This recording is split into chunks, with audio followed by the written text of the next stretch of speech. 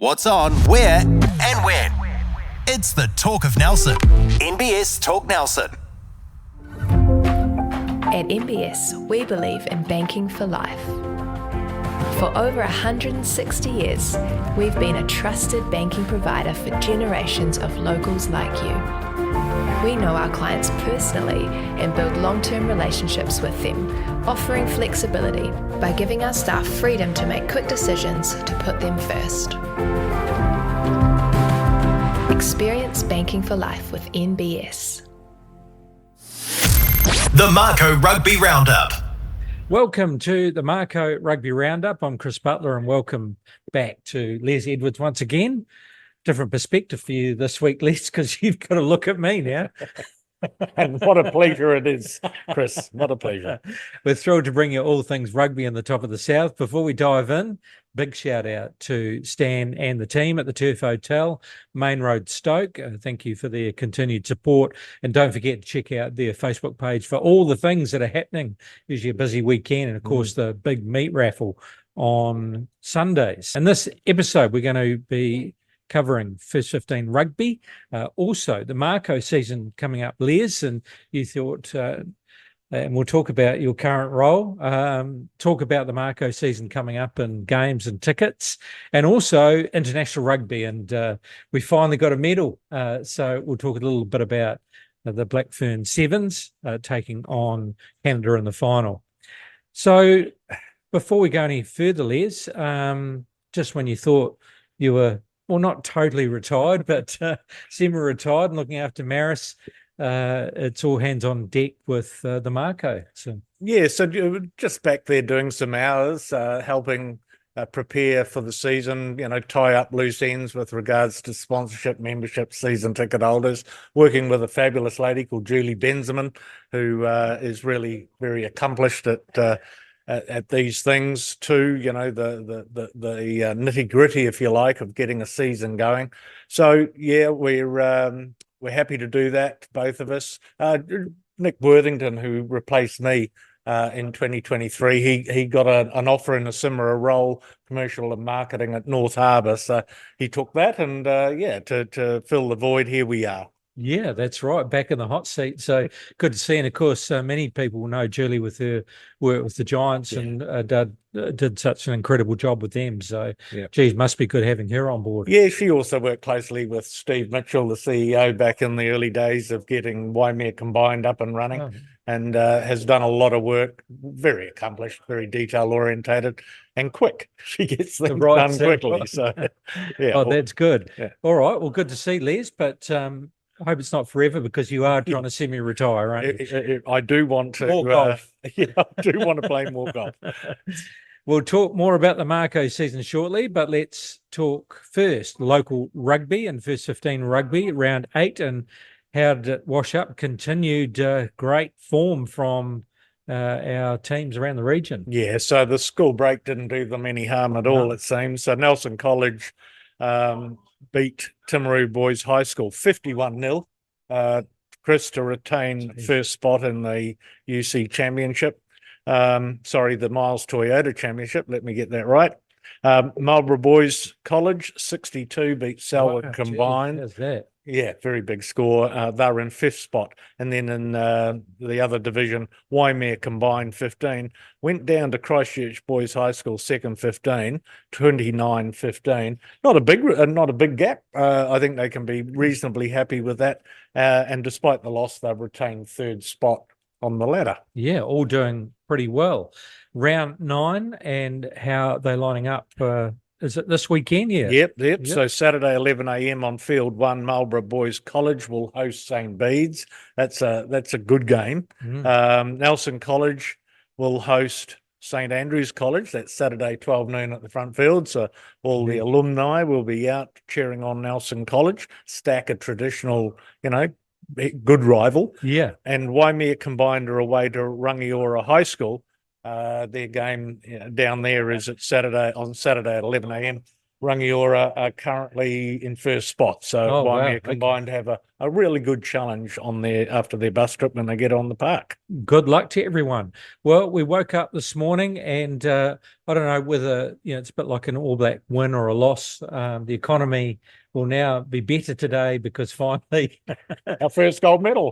first gold. Isn't it amazing though how all the effort these athletes go to, and it really is on the day, isn't it? Especially when it comes to finals. But we totally hang our hat on whether we get medals or not. I think we've had some fourth, we've had some sixth. With how many countries around the world.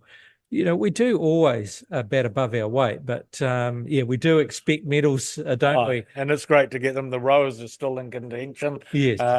So yes, I would think that we were hopeful of a men's medal of some colour. However, they got knocked out by South Africa in the quarter-final. But they did continue to play and beat Ireland 17-7 for fifth spot. But let's talk about the ladies. Obviously won their quarter-final well against China. I think this morning they beat USA in their semi-final. Yep, that was 24-12. And then the Canadians upset the Australians. I know. So the final was New Zealand versus Canada for bragging rights in our family, of course.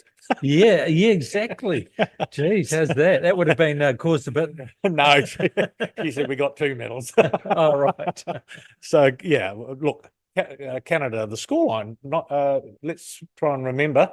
19-12. 19-12. So Canada were right in it, weren't they? They were. And in actual fact, we scored first because I was listening to the updates early this morning, just as I was waking up on the radio, and they were giving us updates. And we scored first. And then actually in quick succession, just before half time, Canada bounced back twice. And so they were ahead. Plus, we got a yellow card and we were 1 down. In fact, those 2 tries came down after the yellow card. Yeah. And then I heard it was 14-12 and then 19-12, and that ended up being the final score. So a good comeback by the Ferns. Oh, absolutely. So my pleasure to watch the breakfast show and the interviews with the ladies. And I have to say, female rugby players are just so authentic. The joy, they don't speak in cliches, do they? They just give open, honest answers about how they feel and how thrilled they are. And it's all about family and whānau. I'm just delighted for them, Chris. Absolutely. And, a couple of them are retiring. So, a great way to go out. And it is one of those games. I feel for the guys because Sevens is one of those games. You're not guaranteed to win. It's not like the same teams nowadays win those tournaments every time. It doesn't take much. You've only got 7 minutes per half. For there to be an upset. So for the ladies to go through and do it in the class that they did do throughout the tournament, fantastic effort. And what a lineup. When you looked at that lineup on the pitch, but the talent coming through, that's the other thing. Sometimes potentially when you get a few leave, there's a big hole, but geez, we've got some nice talent coming through. Yeah, so shout out for the woman Teresi Pori Lane from Motueka, and co-captain was Sarah Hirani. Yeah, so great win by the Sevens. Congratulations to them. And of course, we'll see what else comes along in other sports, but thoroughly enjoying the Olympics. Internationals, and believe it or not, we've got a rugby championship coming up, and it's not till August 10th. Seems like a long wait. So the Olympics fitting in very nicely in between time. But also a rugby championship team announced, and in fact, the ability to actually increase their squad size. So we've got some new members come in. Yeah, so they've gone from the 32 that played against England and Fiji, and a good win against Fiji, by the way. Gave them an opportunity to expand the squad by 4, and 5 Tasman Mako players in the squad, 36, including the recall of David Harvilli and Will Jordan. Noah Hotham retained his spot in the side at the expense of fellow Mako Finlay Christie, who will come back to play for Tasman. So I was pretty impressed with the overall quality of that 36. I think it's great, actually. Scott Barrett's injured, so again we'll be keeping a close eye on the second row stops. But Sam Darry did enough against Fiji to get selected, and they've got an injury cover there in Josh Lord. So, a pretty good squad, and as you said, a lot of new blood. And I think that's fantastic. Those rookies who stood up against Fiji did enough to continue forward with their careers. Well, I did wonder that. I didn't know how many in a championship squad. So I didn't actually realise. I guess I had in my mind, who would replace who potentially could come in. But in actual fact, they've just added to it. We thought at the Mako we might get maybe David Havili playing for us and some others. But in actual fact, they've all been picked up. And the other notable would have to be Ruben Love, is that right? Yes. Ruben Love. So he had fantastic form throughout a couple of seasons with the Hurricanes and got pulled into the squad. So that's fantastic news for him. Great player. Well, we went from having no specialist fullbacks to having two. So clearly they were waiting for a couple of things. One, Will Jordan to get healthy, and two, to see how Ruben Love performed around the fringes as a wider training group member. So they're both in the side, and that to me is great because they are both exceptional talents at the back, and there is some versatility there. Yeah, so that's interesting, isn't it? Because you've got those two guys, you've got Stephen Perifetta, you've got Geordie Barrett can play fullback as well, but you've got Bowden Barrett. So they're going to really be focusing on Bowden covering number 10 potentially. Yes. Because really, who else is there that could jump in there? So they may want Bowden to cover that or focus more so on that 10 cover. Yep. I think that, obviously they can call on Stephen Perifetta at a pinch. Well, that's true as well. Yeah. So he plays 10, yes. Yeah. So, but I think that I do think they want to play with both Mackenzie and Bowden Barrett on the park. Gives them a couple of options each side of the play. So look, I'm really delighted. The one person that I just wonder what his role is Sam Cane, but clearly he's a leader of men, and our friend Razor Robertson wants him around the squad. Thank you very much, and we're just getting some coffees delivered. Well, aren't we lucky? Perfect. Thank you very much. Yeah, well needed, Les, this morning. Just by the way, Turf Hotel, great coffees, and and they've got the batch next door with plenty of great food and bar food as well. So, but we'll just stick with the coffees for now. We won't order the chips just yet, Les. Sam Cane. Yeah, I was a little bit. I was interested that he got pulled into the squad, and it did make me wonder whether that was more around having some experience, as they tend to do, the All Blacks. Even if they don't end up playing, Dane Cole played a little bit of that role in his latter years, although he did come onto the pitch. But in actual fact, when they were talking about it, they were saying, well, have we really truly been tested if we're playing teams like South Africa and Australia in those deep, dark spaces? And if Sam Cane shows it at training, potentially could be an option. Yes. And I think he is an option. One tough rooster, and not backward at coming forward when it comes to getting into those dark spaces, as you say. So, look, I'm sure he's not there to be around the fringes. I'm sure he's there as an option, should they want to. So that, it's possible they could go with him at 7 and, a big bruising 6 and Artie at 8. So, yeah, we'll just have to see, and it is intriguing. But a big 36-man squad just does give you those options to try different things. Yeah, I heard him being interviewed, and I just think he'll really enjoy this year because there's no pressure on him. He got a lot of criticism as captain. He had a lot of injury, but now he just gets to play a leadership role. He can relax, and you never know. He said, "I never thought I'd be here," and you never know, he may get the call up to play a role. So, yep. Amazing. Fantastic. All right. So we look forward to that. August 10th. That's New Zealand versus Argentina. Big game. Australia versus South Africa. And I have to say, mind you, I say this every year, I think Australia are building quite well. Stop it, Chris. You do say it every year. They do, but the last couple of games, I know there hasn't been, it was Wales and Georgia, but just some of the combinations and the fact they're playing at pace. It makes me a little bit nervous, actually. They're looking quite good, I think.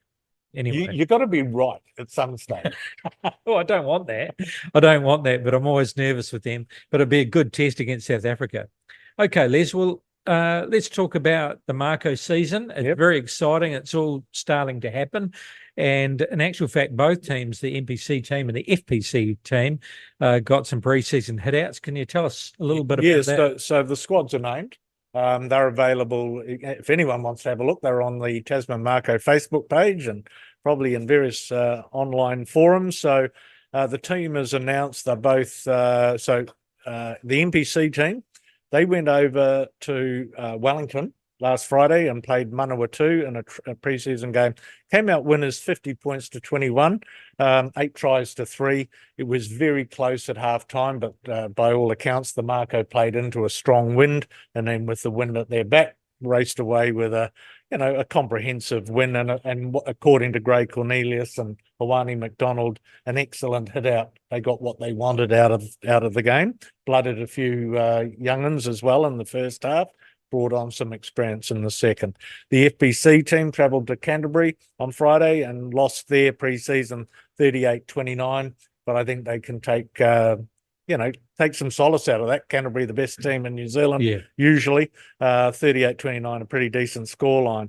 So this week on Friday, the Mako men go down to play Southland in Christchurch. It's a traditional fixture now. Oh, is it? It wasn't Steve's doing. No. Well, but isn't he lucky because he gets to go down there and catch up with his mates from both sides? He does. And in that game, you're going to see Noah Hotham, David Havili, Will Jordan, and Ethan Blackadder to get a run. Oh, really? And then all but Will Jordan will then leave and join the championship squad. Will Jordan's going to stay and play in the opening NPC game. Wow, fantastic! Yeah, that is good. And the ladies at ring camp at Kaiteriri, all getting ready for the start of the season. Okay, all right. Well, we wish them all the best, and not a bad spot to camp for the FBC team in Kaiteriri.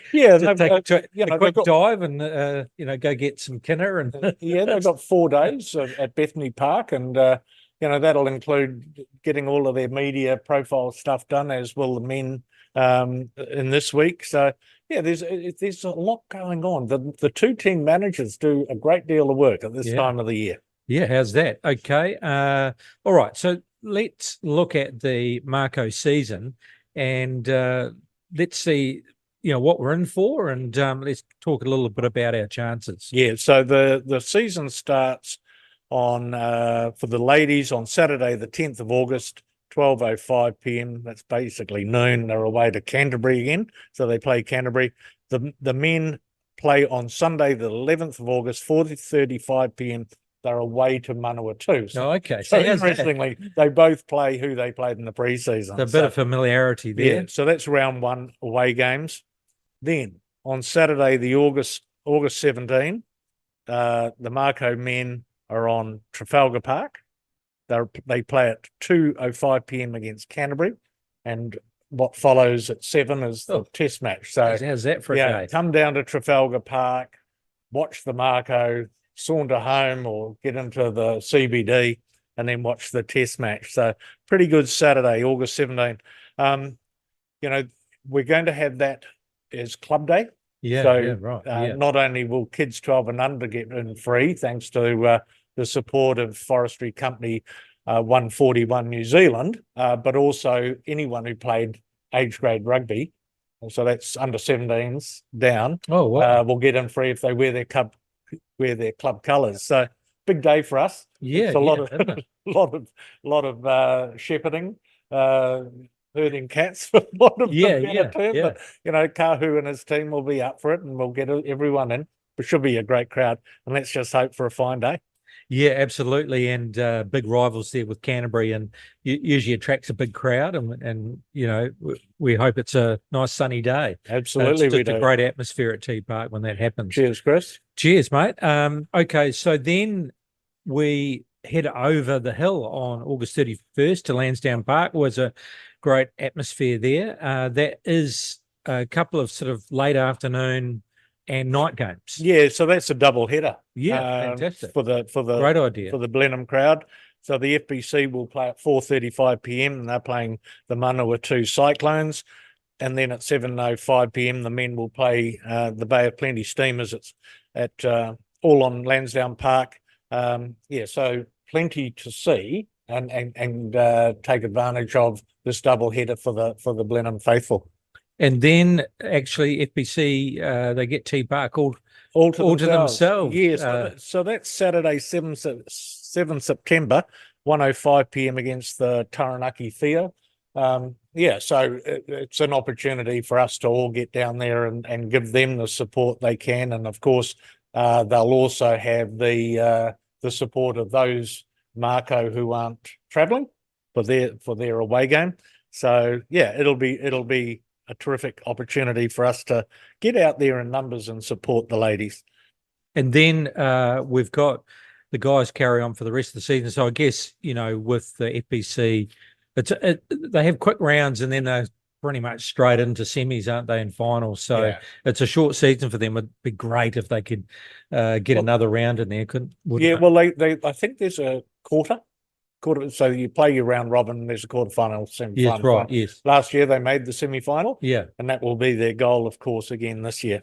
So Saturday, 15th September, 2:05 versus Wellington at Lansdowne Park. That's a huge game. That is a huge game. So, the Wellington Lions, they'll probably come over on the ferry. Let's hope it's a rough... playing for the Cook Strait Cup, actually, that game against Wellington. So let's hope the Cook Strait ferry does its trick. It's a bit ironic, isn't it? Yeah. So that's also club day for the Marlborough kids. Oh, nice. And age grade players. So again, age grade under 17 down, club colours, we'll get them in to watch the game for free. Then Wednesday, 2nd of October. Now, I just want to point out this may be a Ranfurly Shield defence. So what happens is Hawke's Bay have to retain the Shield against Northland and Southland, and then we play them at Napier. Oh, wow. As an away game. Right. Tip them over, bring the Shield back, defend it against Wellington. So stars have to align. That's the plan. That's the plan. And so what? Then Wednesday, 2nd of October, 7:05, we take on Auckland at T Park, another massive game. And if we do have the Shield, we have to put it up then. Yes. So, but hold it for the whole of 2 weeks. But then the following week, that's right, yes. But then 6th of October, 2:05, another big game, Taranaki. Yeah, how's that at T Park? Yeah, so the home games do finish on Trafalgar Park, as you say. So, look, really good quality opposition to watch. There's no reason to stay home and watch this on the telly. Get to the parks. Yeah, tickets are on sale. You can buy season tickets with a saving right up until the first game of the first game against Canterbury. So that's on www.mako.nz, or you can start buying your individual tickets on that by going there also. So you can either buy season memberships or you can buy individual match day tickets. Pricing pretty affordable. Yeah, great, fantastic. All right, so big lineups and big games here. So struggled a bit last year. I mean, we put up some good battles. Obviously, we had a lot of members were either out through injury or representative football. So a lot of new breed, I guess, coming through. So if we look at some comparisons with previous years and how we've done, what are we looking at this year? What's the feeling in the camp? Oh, look, I'm liking what I'm feeling in the coaching room, in the team room, the vibe around the guys, but that pretty much is stock standard for Tasman pre-season. The guys who come back from Super Rugby and whatnot, they really enjoy. This is their most enjoyable 12 weeks of the year. They just love being here. So, as Gray Cornelius said, though, you just got to get a good start. It's a sprint. You're playing 9 games. You just got to get winning early. So Manawatu is what they're focusing on right now. Win that, prepare for Canterbury, and then it's a cliche, but every one game at a time and bite the elephant So Eat the elephant a bite at a time. So a couple of seasons ago, they identified about the super players coming in and their preparation, so whether that's physically or mentally, they have to, finish the super season. They've had a hard season, then they've got to come and play provincial rugby. And, were they prepared when they come into the squad? So they did address that and actually started pretty well. But then the wagon fell off. Yeah, I'd say that's important. That is there the too mindset much... is critical of those returning guys, and I have to say that this year I sense that it is that you've got people like Sione Havili Talitui, right, who is just an absolute leader, who's forfeited playing international rugby to play for Tasman. You got Willie Havili. They're all guys who want to play for Tasman this year and are focused. So there's no nonchalance about what they're up for. They're getting stuck into training. They're fit. They're ready to go. So I just wondered last year when we fell off the wagon a little bit, I think there was a lot of injury. However, did the super players feel that, geez, it's a long season and their bodies are just, not coping with coming off super and then having to do, is it too much rugby for them? I don't think so. No? I just don't, but I don't know the answer to your question about the individuals. All I know is that we didn't look sharp. We did make the playoffs, but the last 3 games were terrible losses. But let's not focus on that. No. It was only 2021 that we were playing in a final. Yeah. So it's only 2024 now. So let's focus on this year. And I can tell you that I'm loving the fizz and energy around the place, and the work that Hugh Bainan is doing as team manager and the coaches are doing. Well, let's have a look at that. So 2011, we started off in last place. Yeah. So it's not as though we haven't experienced some hardships in the past. Yeah. Then 2013, the TM Cup Championship. So ITM Cup, I joined the organisation late 2010. I was employed by Peter Barr, who we've had on the show, and that 2011 year was his last year. Yes, we did come last, and we did have some real bad issues commercially that I inherited. But that was the start of my journey with the Mako. And, it slowly built. When Peter left, he was a guy called Andrew Flexman took over the side, and he was given a little bit of an ultimatum by Kieran Kane and Leon McDonald to actually help them make the team stronger. And that required a little bit of outsourcing for some depth and talent. And you might recall Peter Beetham turned up. And everyone's going, oh, their local winger's better than him. But in the end, they all loved him because he was a very good footballer who scored a lot of tries. So 2012 was an important year and a lot of good local talent coming through. Shane Christie, Jane, Joey Wheeler, Tom Marshall. There were just Liam Squire just burst onto the scene that year. Kieran Fonatia played club rugby for Marison and ended up becoming a very good Mako centre. 2012 was the building year that those two coaches and the CEO put together. 2013, of course, culminated with the winning of the ITN Cup at Trafalgar Park against Hawke's Bay in a day that anyone who was there cherishes with great memories. Yeah, that's right.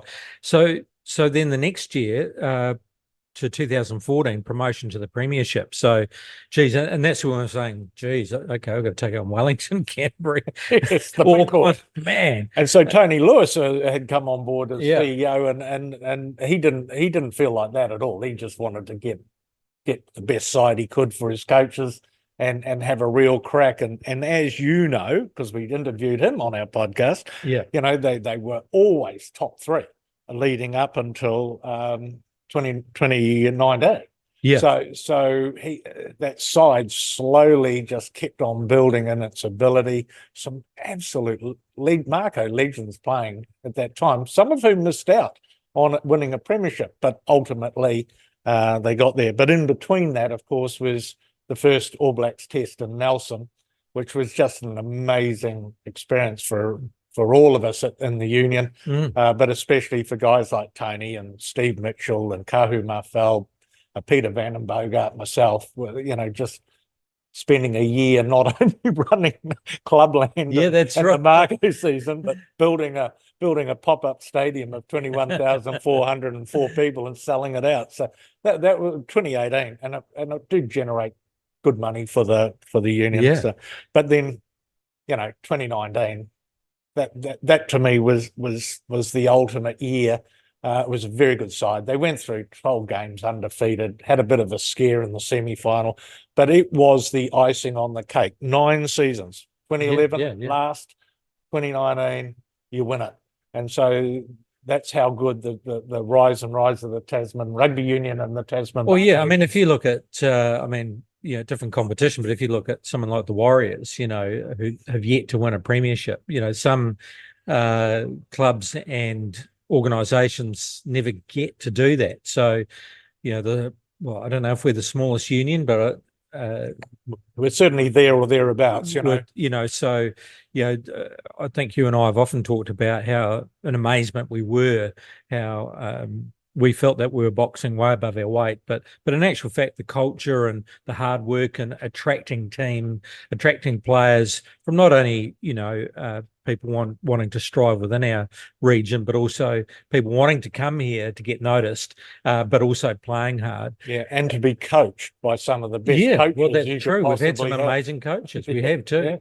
Yeah. So we did it again in 2020, which that was a more difficult year. Yeah. We didn't have it all our own way, but just to show the true character, and we didn't really have all the players either, did we? And we still managed to do that. It was a good team, but it had an outstanding skipper in David Havili. Yeah. David became got back to being an All Black based on this game. Mm. He was amazing, and both sides of the ball. I keep on saying he basically ran everything because we lost Mitchell Hunt after 15 minutes. Yeah. So he basically, I know we brought on Tim O'Malley, and Tim did a job, but David took it upon himself to just run the show, both sides of the ball, and had the game of his life. And I was watching it with a group of friends at the New Street Steakhouse. You go in there thinking it's great to be in a final, but man, Auckland, they are so strong. And every 15-minute increment, the excitement of the people in the Waka just kept on going up a level, because you could actually sense that they were going to be the better side and were the better side and would win. And it was amazing. That 2019 was a coronation, if you like. Yeah. 2020 was just Tasman's rapping for a premiership. And then 2021 could have done it again. Could have done it again, only narrowly losing to Waikato. So, but potentially could have done the triple, which, Yeah. You're talking about Man City. It's there. Yeah. It was just a missed throw in a line out with a couple of minutes to go. And we've talked to Quinton McDonald about it, and they just nailed this line out, and he's going to score the winning try. And unfortunately, he just got botched. Yeah. But that's rugby. No blame anywhere. But 3 finals, 2 wins. This was an amazing era. Yeah, and also the birth of probably one of the most well-known brands throughout the country, probably the Fins Up, because actually now you watch it on international television, and they're not always Mako, because there's the odd team around the world called the Sharks. So you do the Shark, but we know who ours are. But we know who our players are, and even if they're playing for the All Blacks and they go across the line, it's always Fins Up. So the birth of that brand just took it to another level, didn't it? Yeah. So again, Andrew Goodman, I always give him credit for it. 2009, he threw out the first fin. It ended up taking on a life of its own. Yeah. And I think what it actually symbolises is part of our culture. To me, every time a fin is put up, it's our players saluting the fans. Yeah. It seriously is. They're acknowledging that there are people who are watching them who come from our region, or they're in the grandstand. And when they do that, they are acknowledging the fans. And that's a very, very powerful marketing tool to have people who are like that. So, yeah, it was great. We are probably the second favourite team if you don't come from this region for people, because we are a new union. We've got no traditional rivalry or history or bad blood. So people really like us, and we play good rugby, don't we? We play exciting rugby. We're prepared to throw it around if we have to, Yeah. So so obviously a bit of a rebuild period, and it will be interesting to see, at what level we do perform this season. But overall, even though the last couple of seasons haven't gone our way commercially, still a viable union. Oh, look, still in a good position. We are so lucky that we've got businesses. Let's start at the top. Nelson Pine Industries have been with rugby in our region for 38 years. Nelson Building Society have been on the back of our jersey for a long, long time and involved in our community game. Tasman Pine Forest doing a great job. Our apparel company, our beer company, our wine sponsors, Indivan. There's all sorts of really good organisations who get behind this team. And without them, you can't do what the team does. So commercially, it's strong. And I think, success breeds success. So success on the field actually breeds success on the commercial side of things as well. It's it's a lot easier to talk to people about a team that's loved and doing well than vice versa. So, hey, I'm absolutely grateful for my whole period there. My relationships with our sponsors and their generosity, I've got the utmost admiration, and it will continue. Whoever fills the chair I'm sitting in as a caretaker right now, whoever takes that on next year will find that there are people with a real deep set passion for the Mako and for Tasman community rugby. Fantastic. Well, that's good to see, Les. And don't forget, there's still opportunities.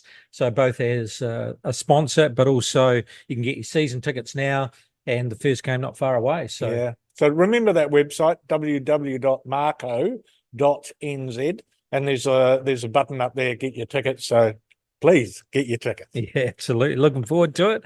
So thanks very much, Les. All the best. And the boys have got a game on this Friday, so a bit hard to get any of the team in, but training day. We record on a Wednesday, don't we, Chris? So training day today because of the Friday game, but from now on we'll have a Mako guest for you as well. Great, fantastic. All right, thank you, Les. All the best for the rest of the week. That's it for another edition of the Mako Rugby Roundup. My thanks to our venue sponsor, the Turf Hotel on Main Road, Stoke, Stan and the team.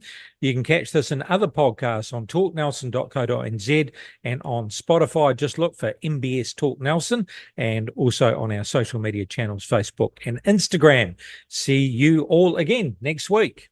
The Mako Rugby Roundup. What's on, where, and when. It's the Talk of Nelson. NBS Talk Nelson.